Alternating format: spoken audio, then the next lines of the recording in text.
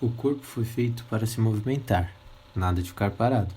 É preciso circular. Para mover-se em uma explosão de força, o corpo precisa de energia da vida.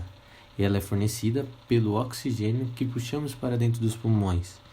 Ele é levado para todo o nosso corpo pelo sangue. Eu vou explicar a vocês sobre a circulação sanguínea e um dos sistemas mais importantes do nosso corpo, o sistema circulatório.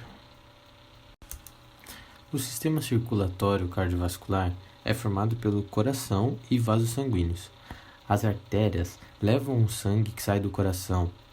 Os capilares são vasos muito finos que unem as artérias às veias e que fazem a troca de gases e nutrientes entre o sangue e os tecidos.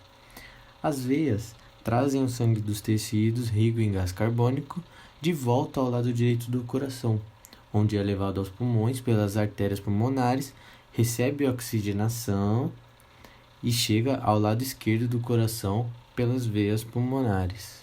Do coração, ele é bombeado pela artéria aorta para as diversas partes do corpo, leva oxigênio em células, retira dela o gás carbônico e retorna ao coração, completando o ciclo que se repete continuamente.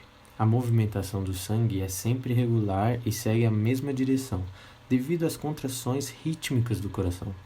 Os vasos sanguíneos funcionam como uma autoestrada, interligando todo o corpo.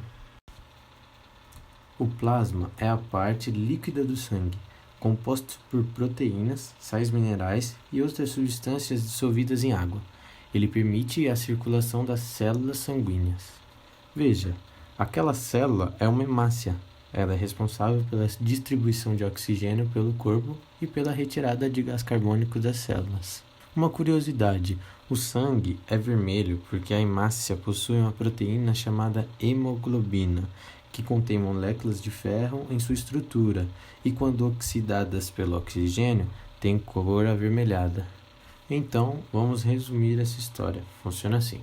Quando respiramos, o sangue é oxigenado nos vasos pulmonares e é levado às câmaras esquerdas do coração, de onde é bombeado através da artéria aorta aos tecidos do corpo.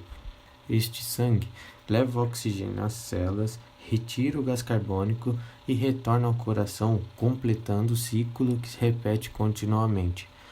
Quando o corpo absorve o oxigênio, ele gera energia para o seu funcionamento. Energia que gera força, que nos faz movimentar e viver.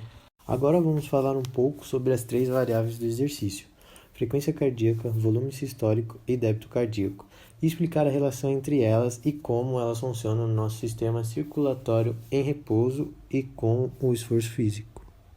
A frequência cardíaca é a medida da velocidade dos batimentos do coração por minuto.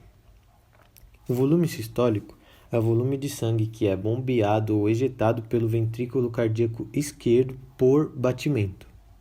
E o débito cardíaco é o volume de sangue sendo bombeado pelo coração em 1 minuto.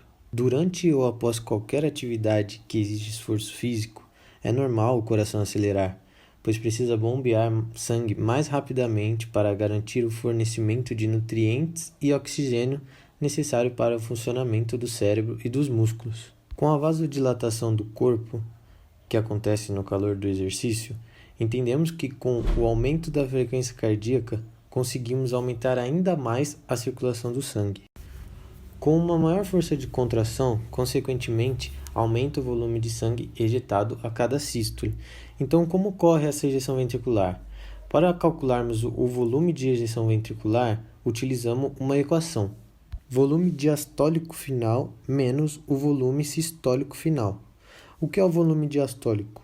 É quando o coração enche de sangue e contém um maior volume sanguíneo dentro dele. E o que é o volume sistólico final? É quando o coração se contrai e ejeta boa parte do sangue que está lá. Veja no exemplo a seguir.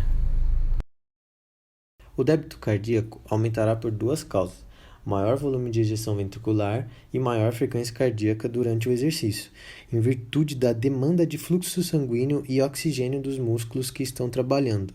Ele funciona como uma bomba propulsora que ejeta o sangue para todo o organismo.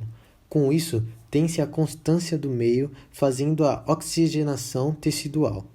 5 litros por minuto é o volume de sangue necessário em repouso para cumprir com a distribuição de oxigênio que o corpo precisa. Já com o exercício físico, é necessário aumentar a circulação sanguínea e, por isso, aumenta a frequência cardíaca e o volume sistólico. Com isso, o débito cardíaco resulta 5 vezes mais do que em repouso.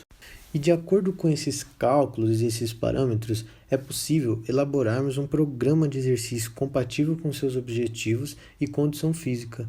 Desta forma, fica mais fácil monitorar seu treinamento, tanto no que diz respeito à segurança para a saúde, quanto uma maior precisão nas cargas de treinamento, evitando sobrecargas desnecessárias, realizando um ótimo treino.